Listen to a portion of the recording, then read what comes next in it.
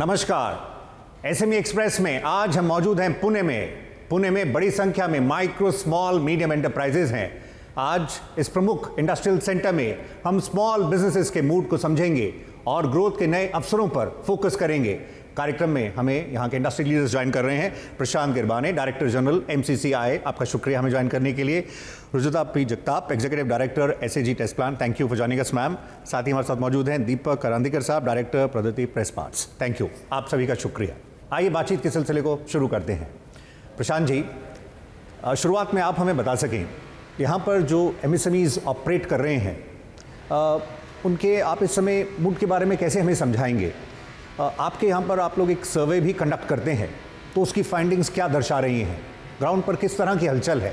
पूना एक बहुत बड़ा एमएसएमईज का क्लस्टर है, बहुत बड़ा सेंटर है एमएसएमईज के लिए पूना, क्योंकि यहाँ पर बहुत बड़ी मैन्युफैक्चरिंग है और सर्विसेज इंडस्ट्री भी बहुत बड़ी है। तो जब पैंडमिक आया, उसका इम्पैक्ट चालू हुआ अप्रैल 2020 में, तब से हमने एक सर्वेक्षण चालू किया। ये सर्वेक्षण हमने 24 महीनों के लिए यानी अप्रैल 2022 तक कराया। हर महीने 24 महीनों के लिए, हर महीने 200 अलग अलग कंपनियों ने, लघु मध्यम उद्यमियों ने इसमें सहभाग ले लिया है। अब ये क्या दर्शाता है? अप्रैल 2020 पहला महीना पैंडेमिक का, तब जो उत्पादन की क्षमता थी वो 37% पर आई हुई थी, 37% थी। Over the 24 months it kept increasing. April 2022 में यानी 2-3 महीने पहले अब वो लगभग 95-100% के बीच में ऑन एन एवरेज आ चुकी है। तब ये बात हम जरूर कह सकते हैं कि ऑन एन एवरेज लघु मध्यम उद्यमी अभी प्री पैंडेमिक स्टेज पर आ गए हैं, बट वो ऑन एन एवरेज हैं। पर इसमें जरूर 2 साल में जो ग्रोथ होनी थी उसका तो लॉस हो गया। और अभी जिस तरह से जो ग्लोबल अनसर्टनिटीज़ हैं, मोर ओवर यहाँ पर इंटरेस्ट रेट्स भी जैसे बढ़ रहे हैं, इसको आप किस तरह से देख रहे हैं डेवलपमेंट्स को? इन्फ्लेशन बढ़ रहा है, इंडिया में तो बढ़ ही रहा है। 6% हमारा अपर बैंड है आरबीआई का, अब चल रहा है हम 7% से अपर बैंड के ऊपर। बट देखिए यूके और यूएस में भी 30 ईयर हाई इन्फ्लेशन चल रहा है, यूके और यूएस में 8-9% पे। इसका मतलब क्या है? जो चीज़ें वहाँ पे बनती है और हम यहाँ पर मंगाते हैं, क्योंकि हमारा अभी भी इम्पोर्ट हाई है, तो उसकी कॉस्ट ज़्यादा है। तो कॉस्ट अगर ज़्यादा है तो मार्जिन पर प्रेशर आ रहा है, तो एक रहा वो प्रेशर। दूसरी बात क्या है? अभी भी सप्लाई चेन्स डिसरप्टेड है, फुल्ली फंक्शनल नहीं है, तो उसका भी इम्पैक्ट आता है एमएसएमईज पर।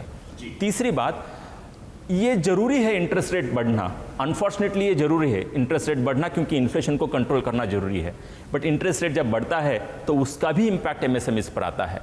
रुजुता, आप हमें बता सकें तो इस एनवायरनमेंट में जो एंटरप्रेन्योर्स हैं वो किस तरह से इनोवेशन पर, टेक्नोलॉजी पर, क्वालिटी पर और इनफैक्ट कैपेसिटी बिल्डिंग पर फोकस करें, ये जो न्यूअर अपॉर्चुनिटीज़ आ रही हैं उन्हें टैप करने के लिए? आपका क्या असेसमेंट है?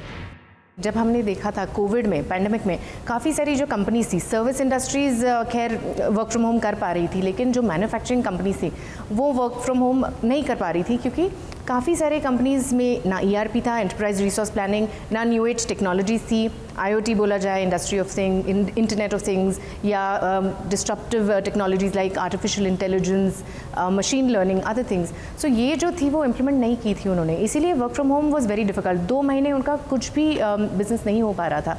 लेकिन अभी जो है, digitalization is a must, it's not an option, it is a mandate. Digitalization की जो टेक्नोलॉजीज़ है वो जो है, अगर अभी हम इम्प्लीमेंट नहीं करेंगे तो work from home is just impossible. Some functions can still work from home right now, so that is a major advantage that even manufacturing can actually take this advantage of working from home if they digitize. Deepak ji, आपके पास आए उससे पहले प्रशांत जी से एक comment और लेते हैं। ये जैसे बात हो रही है डिजिटल ट्रांसफॉर्मेशन में, एमएसएमईज आगे तो बढ़ रहे हैं, अब आने वाले दिन क्या आपको काफ़ी हलचल भरे लग रहे हैं? क्योंकि जिस तरह से 5G के फ्रंट पर जो डेवलपमेंट्स हैं, ये बहुत तेज़ी से बदल देगा। तो ऐसे में जो स्मार्ट फैक्ट्रीज की बात हो रही है, इसको कैसे बूस्ट मिलेगा? कैसे आप इस स्पेस को आगे बढ़ता हुआ देख रहे हैं? 5G से क्या होगा? एक तो स्पीड बहुत ज़्यादा होगी, बैंडविड्थ अच्छी होगी और लेटेंसी कम होगी। ये 3 चीज़ों की वजह से रिमोटली काम करना बहुत ही आसान हो जाएगा, और कोलैबोरेशन सप्लाई चेन का जो है, छोटी कंपनी और बड़ी कंपनियां, वो बहुत ही आसान हो जाएगा। इससे एफिशिएंसी बहुत ज़्यादा बढ़ेगी, थ्रूपुट बढ़ेगा, और हमारी कॉम्पिटिटिवनेस जो है इंडिया की as compared to other countries बहुत ही अच्छी होगी। हमारे पास मास है, 5G से वेलोसिटी आएगी, मास और वेलोसिटी मल्टीप्लाई कर दे तो बहुत बड़ा मोमेंटम आएगा। हम सभी ने यूपीआई देखा है जिसमें कि लगभग $1 ट्रिलियन के ट्रांजैक्शन हुए हैं। क्रेडिट कार्ड के कई ज़्यादा 10 अलग अलग देश बोल रहे हैं कि हमें बताइए कि कैसा करना है यूपीआई। यूएस में चर्चा चल रही है अमंग पॉलिसी मेकर्स कि यूपीआई से कुछ सीखें। जिन लोगों ने आधार और यूपीआई बनाया वो लोग और एक इंटरेस्टिंग चीज़ बना रहे हैं, वो है ONDC, open network for digital commerce. अब हम क्या करते हैं, एक प्लेटफॉर्म पर जाते हैं, प्लेटफॉर्म A हो, प्लेटफॉर्म F हो, जो भी प्लेटफॉर्म हो उसके ऊपर जाते हैं और हम सभी उस प्लेटफॉर्म पे बाउंड है सेलर और बायर। ONDC क्या कहता है, every supplier and buyer would be able to act independently, और उसमें उसके अंदर होगा ओपन प्लेटफॉर्म बीच में। दीपक जी, आपसे एक ओपनिंग कमेंट में हम समझेंगे ये जो इंडस्ट्री 4.0 की बात हो रही है, इसमें आगे की राह कैसे दिख रही है, एक एंटरप्रेन्योर के रोल को आप किस तरह से देख रहे हैं? इंडस्ट्री 4.0 में 8 वर्टिकल्स है and IoT is one of the leading verticals and this is being adopted largely in small industry. They want to, but it's a long time before they can, because small industry has to change its outlook. The culture in the small industry, जुगाड़ is being replaced by technology, and yesteryears में जुगाड़ चलती थी, अभी technology plays a lead role.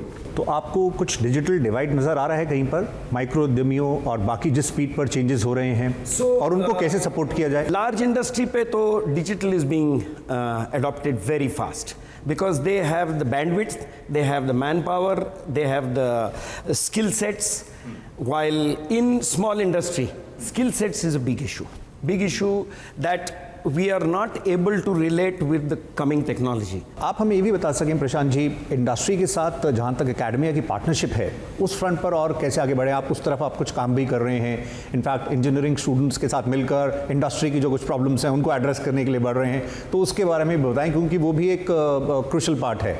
Economics 101 कहता है कि production is function of land, labour and capital. जो लेबर है बहुत इंपॉर्टेंट पार्ट होता है, talent is very very important, and where do we get talent from academia? तो इसलिए एकेडमिया से पार्टनरशिप बहुत ज़रूरी है। हम सभी को पता है कि ऑटो सेक्टर में बहुत बड़ा पैराडाइम शिफ्ट हो रहा है, वो कि ईवीज़ की वजह से। तो ईवी क्या है, कैसे है, ये सब तो एकेडमिया से आएंगे, टैलेंट जो आएगा। एक पहल की 2 साल पहले, जस्ट बिफोर पैंडमिक, हमने बड़े बड़े इंडस्ट्रियलिस्ट को बुला लिया, इनके जो R&D हेड्स हैं, कॉलेज ऑफ इंजीनियरिंग पुणे जो सबसे पुराना कॉलेज है इंडिया का, और बाकी सारे इंजीनियरिंग कॉलेजेस के हेड्स को बुलाया और बताया कि देखिए हम आपको हेल्प करते हैं ऐसा कोर्स डिज़ाइन करने के लिए। उन्होंने कोर्स डिज़ाइन किया और ऑलरेडी कई सारे बैचेस उसमें से ग्रेजुएट हो चुकी हैं। तो ये हम करते रहेंगे, इंडस्ट्री एकेडमिया कोलैबोरेशन करते रहेंगे, क्योंकि दोनों एक दूसरों के लिए बहुत ज़रूरी है। We have started another competition by MCCI। Any and every engineering student from Maharashtra would be able to submit a project that they think is relevant for the industry. We would curate it and take it to those 3,000 plus companies and tell them this might be relevant for you. Look at the Hyperloop that was made by IIT Madras. Have you seen the clip on the social media, right?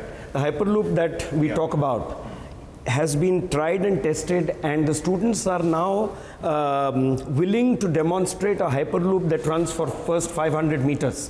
It's such a success, and if such caliber of students is available to the Indian industry and to India as such, look at where we will reach in the next 10 years. जो women entrepreneurship की बात है MSMEs में, उसको और कैसे boost कर सकते हैं?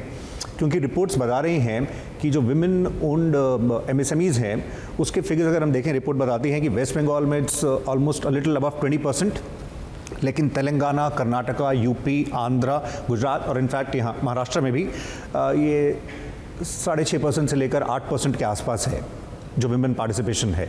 उसको कैसे और बूस्ट कर सकते हैं, इस तरफ ला सकते हैं? वुमेन एंटरप्रेन्योर्स जो है काफ़ी सारे B2C सेक्टर में है और बिजनेस टू कंज्यूमर सेगमेंट में। B2B में कम है, वो मैन्युफैक्चरिंग सेगमेंट या दूसरे सेगमेंट्स में देखा जाए तो। सो ये अगर हम इंक्रीज़ करना चाहें तो काफ़ी सारे उसमें सोल्यूशंस है। एक तो है कि cluster formation.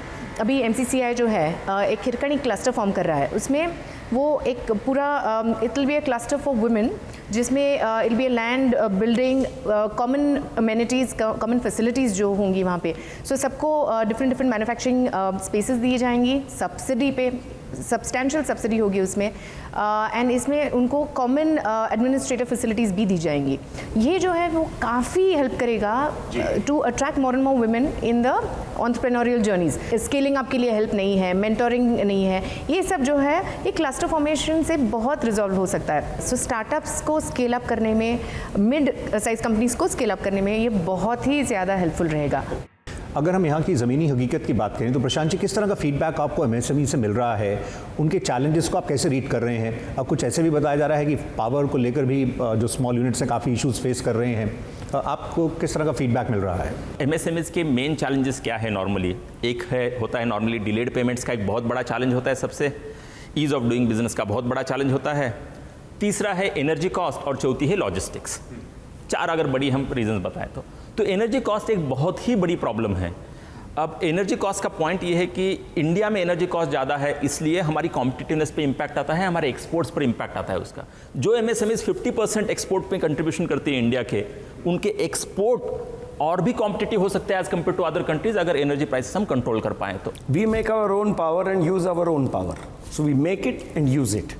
So we want to generate our own power through a solar park, which will be at a convenient place where land is cheap and where power can be evacuated. So maybe a solar park between 19 and 21 degrees latitude, Bid, Latur, in this region in Maharashtra, where we can have a 5 megawatt solar park to begin with, right?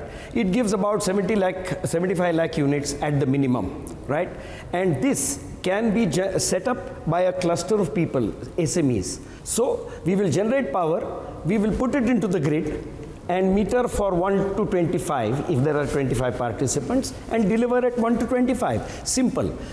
This will reduce my energy cost by approximately 40%, which will be a great boon to the MSME sector. आप देख रहे हैं SME express growth का फंडा। फिलहाल वक्त break का है, हम जल्दी लौट कर आते हैं।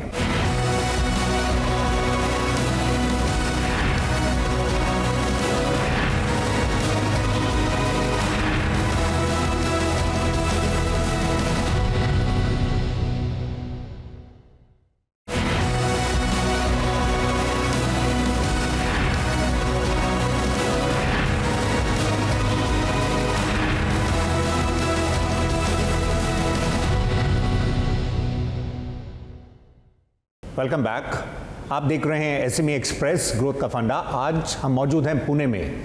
आइए चर्चा को अब हम आगे बढ़ाते हैं। दीपक साहब, आप ये भी बता सकें, जैसे आप क्लस्टर की बात कर रहे हैं, अब जिस तरह से जो न्यू स्किल्स की बात हो रही है, आप इंडस्ट्री 4.0 की बात कर रहे थे, ये टेक्नोलॉजी ऑप्शन में भी न्यू स्किल्स जो आ रहे हैं, इसमें स्किलिंग के फ्रंट पर जो क्लस्टर है, उस क्लस्टर में मैपिंग की कितनी इंपॉर्टेंस है, ताकि पता चल सके उस क्लस्टर में एक्चुअली किस तरह के स्किल सेट की रिक्वायरमेंट है और अकॉर्डिंगली फिर उनको सपोर्ट किया जा सके। We build up a program, Bachelor of Vocation. 12th pass student could apply for this program. In the first year, we have the entire academia. Second and third year, they would work for 5 days in the agency and 1 day classroom training. The beauty of this entire thing was they would have to pay fees of only 100,000 to begin with. But they would be paid in the second and third year for the work that they do at the outlets at 8,000 rupees per month. And the student who would pass out from this vocational training course would ultimately get a Bachelor of Vocational trained. And he would be the guy who would have hands-on experience, and the industry would like this to happen. Right. It was a tough time to get students for such a wonderful program that was even envisaged by the University of Pune. Industry और academia connect के लिए जो MSBT के जो colleges हैं, diploma colleges, उनके faculties, almost 30 faculties every quarter come to our factory for theoretical and practical training on our industry mechatronics related. तो ये जो है इंडस्ट्री को जो है ये इनकरेज करना चाहिए, जहाँ फैकल्टीज़ आती हैं और प्रैक्टिकल और थियोरेटिकल इंडस्ट्री ट्रेनिंग लेती है और वो जाके फिर वो पोकोलेट करती हैं अपने स्टूडेंट्स के साथ। इससे भी काफ़ी सारी हेल्प हो सकती है, मुझे लगता है, for the students to be industry ready, I would say. Prashant जी, पुणे में हम हैं तो एक बड़ा एक्सपोर्ट सेंटर भी है। अब आप इसमें बताएं, जो चेंजिंग वर्ल्ड ऑर्डर है, ये जो चाइना +1 हो रहा है और न्यूअर अपॉर्चुनिटीज़ भी आ रही हैं, इनफैक्ट लास्ट ईयर एक्सपोर्ट्स भी रिकॉर्ड रहे हैं, लेकिन अभी FY23 में अपने चैलेंजेस भी हैं। कैसे आपको इस स्पेस में MSMEs के लिए आपका एक मैसेज होगा, वो कैसे बढ़ें? देखिएगा, ये बहुत अच्छी बात है कि इंडिया का एक्सपोर्ट्स पिछले फिनेंशियल ईयर में मार्च 2022 एंड पे $420 बिलियन के ऊपर रहा, सिर्फ मर्चेंडाइज एक्सपोर्ट, जो कि बहुत ही बड़ा था as compared to not just previous year but pre pandemic में भी। तो एक बहुत अच्छी बात है ये। तो पूना की अगर आप बात करें तो पूना पूरे मर्चेंडाइज एक्सपोर्ट्स में पहले 5 डिस्ट्रिक्ट्स में आता है पूरे देश में। अगर आप इंजीनियरिंग मर्चेंडाइज एक्सपोर्ट की बात करें तो हमारा नंबर 1 है। नंबर 1 है पूना पूरे के पूरे भारत में। अब लगभग 1600 different manufacturers who are exporting take their certificate of origin from us and MCCIA. So what do they need to do to answer your question now with that backdrop? 2-3 चीज़ें हैं। पहली एक है, हमारे जैसे जो चेंबर ऑफ कॉमर्स है देश भर में अलग अलग जगह पर, हमने एक फॉरेन ट्रेड का कोर्स लगाते हैं जिसमें कि जो लोग ऑलरेडी फॉरेन ट्रेड कर रहे हैं वो जो नहीं कर रहे हैं उनको एक्सप्लेन करते हैं कि कैसे करना है। तो ये बहुत ज़रूरी है कि इंडस्ट्री को एक्सप्लेन कर रही है कि क्या करना है और कैसे करना चाहिए, ताकि अवेयरनेस बढ़ जाए और फ्रेंडली हैंड होल्डिंग सा हो जाए। दूसरी इंपॉर्टेंट चीज़ है, 420 बिलियन प्लस इस बहुत बढ़िया बात है। हमारा गोल 5 ट्रिलियन जब इकोनॉमी है तो $1 ट्रिलियन एक्सपोर्ट्स होनी चाहिए। हमारा अभी भी पूरे दुनिया में जो इतना एक्सपोर्ट हो रहा है उसमें सिर्फ 1.62% ही है हमारा शेयर। अगर हम टॉप 5 इकोनॉमीज़ में है दुनिया भर में, अगर हम टॉप 3 में आना चाहते हैं अगले कुछ सालों में, तो 2% तो नहीं बनता है, ये तो बढ़ना चाहिए। तो इसलिए हर MSME ने जो कि 50% कंट्रीब्यूट कर रहे हैं, एक्सपोर्ट्स पर ध्यान देना चाहिए, चेंबर्स की मदद लेनी चाहिए, बहुत सारे गवर्नमेंट की स्कीम है उसका फ़ायदा लेना चाहिए। और इसका कॉन्फिडेंस रहना बहुत ज़रूरी है कि सिर्फ बड़ी कंपनियां नहीं, 50% देश के निर्यात हम आप जैसे MSMEs करते हैं, ये कॉन्फिडेंस आना बहुत ज़रूरी है। रुजुता, आप ये बता सकें, हम एक और पहलू इस बातचीत में टच करना चाहेंगे। ये सेंट्रल PSUs के लिए मैंडेटरी है कि वो जो अपना प्रोक्यूरमेंट है उसका 25% MSE से ले। अब अगर हम FY22 की बात करें तो फिगर्स बड़े इंप्रेसिव हैं, ऑलमोस्ट 31% क्रॉस कर गए, टू बी प्रिसाइज 31.74%। अब इसी 25% में विमेन एंटरप्रेन्योर्स के लिए भी 3% टारगेट रखा गया है, लेकिन उस फ्रंट पर हम देख रहे हैं ये फिगर 0.76% ही है। इसको आप कैसे देख रहे हैं, क्योंकि ये बड़ा मार्केट है, इसमें कैसे बढ़ा जाए?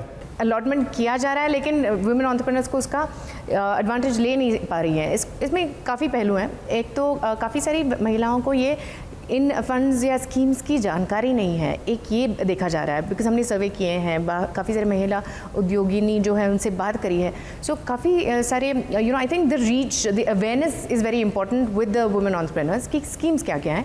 दूसरी चीज़ ये इम्प्लीमेंटेशन जो देखा जाए, जो जिनको ये पता है स्कीम्स के बारे में वो गवर्नमेंट को अप्रोच कर रही हैं, लेकिन जो इम्प्लीमेंटेशन में टाइम लग रहा है वो काफ़ी है। सो हमको कहीं ना कहीं मुझे लगता है एक चेंबर से भी मुझे दरख्वास्त करनी चाहिए, पॉसिबल होगा तो, जहाँ पे ये वुमेन एंटरप्रेन्योर्स और गवर्नमेंट कर ही रहे हैं लाइजन, लेकिन जहाँ पे अगर ये वुमेन एंटरप्रेन्योर्स चेंबर जैसे प्लेटफॉर्म में आए और गवर्नमेंट की स्कीम्स वहाँ पे अवेयरनेस कैंपेन हो जाए और वहाँ पे all the what are the modalities, what are the things needed to avail of these schemes are clearly spelled out and some kind of a hand holding can be done. Final comments की तरफ आते हैं। दीपक साहब से शुरुआत करते हैं। Sir, आपका क्या मैसेज होगा MSMEs के लिए? वो खुद को भी कैसे थोड़ा चेंज करें, कर तो रहे हैं, और कैसे आगे बढ़ें? Ease of doing business, definitely positive, but a long reach is required. We have to adopt technology, which, as MCCI says, exports. This cannot happen without technology and digitization of the small industry at large. And skilling is extremely important, which I think all of these are being done in Pune, and I think we will see brighter days as we come along. Women entrepreneurs के लिए आपका क्या message होगा, in fact, और कैसे उनको support कर सकते हैं? हमने ये भी देखा है कि जब वो फाइनेंशियल सिस्टम की तरफ आते हैं तो कोलैटरल्स की बात भी होती है, और कई बार हम देखते हैं जनरली प्रॉपर्टीज़ इंडिया में उनके नेम पर नहीं भी होती हैं, तो अवेल करना भी एक कई बार चैलेंज होता है। मतलब कैसे और पॉलिसी सपोर्ट हो, कैसे आगे बढ़ा जाए? Policies should be tuned in line with how they can help women get that particular benefit. इसलिए गवर्नमेंट को ये स्कीम्स जो है थोड़ा फाइन ट्यून करके, ज़्यादा कस्टमाइज करके वुमेन एंटरप्रेन्योर्स को ज़्यादा से ज़्यादा उनका एडवांटेज ले सके, ऐसी बनानी चाहिए। आपसे प्रशांत साहब चलते समय रैम्प पर एक आपका व्यू पॉइंट लेना चाहेंगे, raising and accelerating MSME performance. इसको आप कैसे देख रहे हैं? इस पूरे क्षेत्र के लिए कितना इसको स्ट्रेंथन कर पाएगा या कैसे बढ़ा जाए? ये वर्ल्ड बैंक असिस्टेड स्कीम है सही दिशा में कदम है, मतलब इसको कैसे एक्सेलरेट करें, आपका क्या नज़रिया है? लगभग 6,000 करोड़ रुपीस की स्कीम है। वर्ल्ड बैंक का कंट्रीब्यूशन सब्सटेंटिव है, शायद 75-80% है उसमें, और अबाउट 2,000 करोड़ रुपीस कुछ है सेंट्रल गवर्नमेंट का कंट्रीब्यूशन इसमें। ये scheme internal efficiency, business development, ऐसे अलग अलग पहलुओं पर काम करने के लिए है। मेरे ख्याल से बहुत अच्छी स्कीम है। तो हमारी इच्छा रहेगी दिल्ली से जल्दी रैम्प पूना तक आए और भी शहरों में आए, ताकि जितना है कम से कम उतना तो हम इम्प्लीमेंट कर पाएँ। और हम एक इंडस्ट्री एसोसिएशन जो 88 ईयर से काम कर रही है, we would be more than happy as always to support the government in taking the ramp all the way up to the individual MSMEs. Right, तो इतना ही समय था। आप सभी का बहुत बहुत शुक्रिया, thank you very much participate करने के लिए और अपने व्यूज़ शेयर करने के लिए और एमएसएमईज की हैंड होल्डिंग के लिए। दीपक जी, विजिता जी, प्रशांत जी, आप सभी का शुक्रिया। एसएमई एक्सप्रेस ग्रोथ का फंडा के इस एडिशन में पुणे से फिलहाल इतना ही। चुनौतियाँ कई हैं लेकिन उसके बीच में मौके भी हैं। चलते चलते हम हेनरी फोर्ड की बात कहना चाहेंगे, quality means doing it right when no one is looking. तो हमारी तरफ से एमएसएमईज को बेस्ट विशेज़। अभी के लिए इतना ही। हम अगले हफ्ते आपसे एक नई थीम के साथ मुलाकात करेंगे। फिलहाल नमस्कार, गुड बाय।